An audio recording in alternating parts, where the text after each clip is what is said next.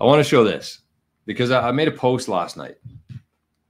I made a post, and I think that this is going to be applicable to anybody out there watching the show today. Some are more geared towards new Bitcoiners, some are geared towards veterans, but this is going to be advice for everybody.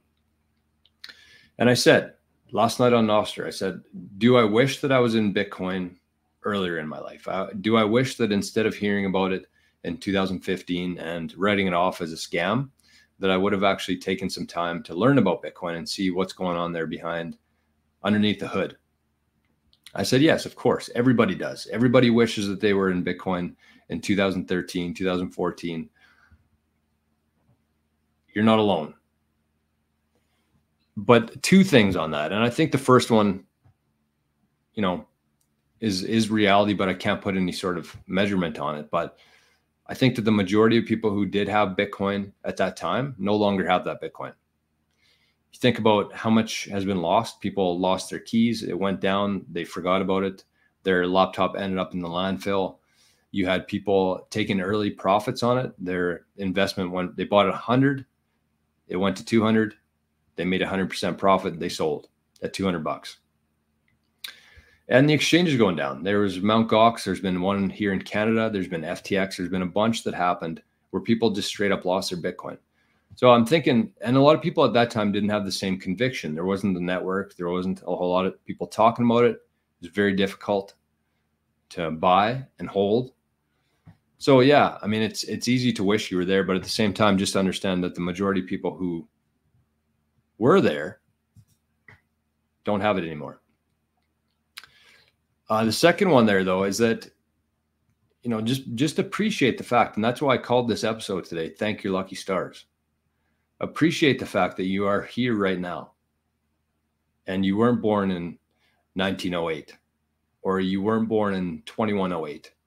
You're here at this moment for the greatest opportunity, I think, in our lifetime for sure, but possibly in the history of the world. I truly, truly believe that. And you can argue that if you want to. I don't care.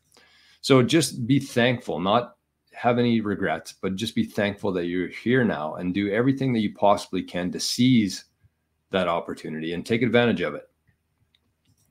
And the last part here, and I want to show this video. This is Eric Weiss talking about selling Bitcoin. And I think we're going to go into a little stretch here for the next year or two.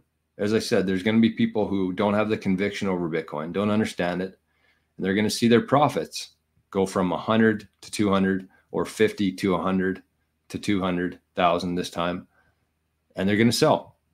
So let's listen to what Eric has to say here in terms of selling the Bitcoin. So I bought my first Bitcoin in December of 2013, and it was up 100%, down 50%, bouncing all around. And I'm like, you know, what the hell is this? There was none of the traction we have today, literally nothing. It was just volatility, you know, thinly traded kind of stuff. And so I said, I don't know what I'm doing. You know, maybe my conviction was, you know, off here. And very unfortunately, I sold my Bitcoin in Q1 of 2014. I'm sure I made some profit that I thought was great at the time. And I have been stacking pretty much since 2016. And I'm still not back to as much Bitcoin as I had back then. So the moral and the lesson in there, as we've heard from so many people who got in early, is don't sell your Bitcoin. It can be very hard to get it back. So I bought my first Bitcoin in December.